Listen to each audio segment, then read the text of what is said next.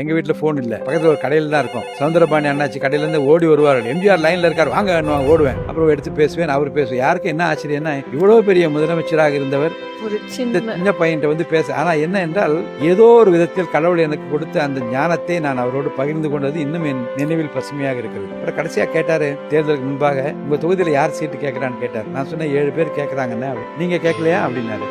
நான் சொன்னேன், அதை பத்தி நான் நினைக்கவில்லை. இல்லை நீங்களும் போடுங்களேன் அப்படின்னாரு. கடவுளுடைய பெரிய கிருபை, அந்த தேர்தலில் எனக்கு காலில் அடிபட்டு நான் நடக்க முடியாமல் கிரச்சஸ்ல வந்தபோது அவர் ஹாஸ்பிட்டலுக்கு தொடர்பு கொண்டு நான் நிற்க முடியுமா என்று கேட்டு சீட்டு கொடுத்து என்னை ஜெயிக்க வைத்தார். கடவுளுடைய கிருபை.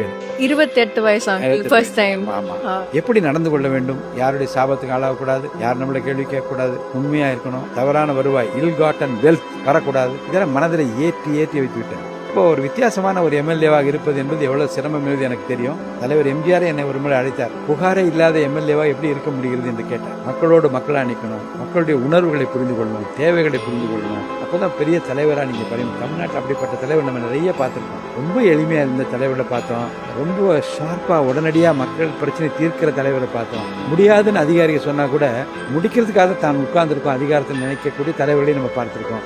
அதனாலதான் அப்படிப்பட்ட தலைவருடைய வாழ்க்கையில நான் தொடர்ந்து பார்ப்பேன். யார் யார் எப்படி எளிமையா நடந்தாங்க, எப்படி வாக்குறுதி கொடுத்தாங்க, என்ன செய்து பார்த்திருக்கிறேன். அப்படிப்பட்ட தலைவர்களை பின்பற்றி நானும் ஒரு நல்ல நிலைமைக்கு வர வேண்டும் என்று விரும்புகிறேன். நீங்க ஆல்ரெடி ஒன் ஹார்ட்ஸ் அங்கிள்.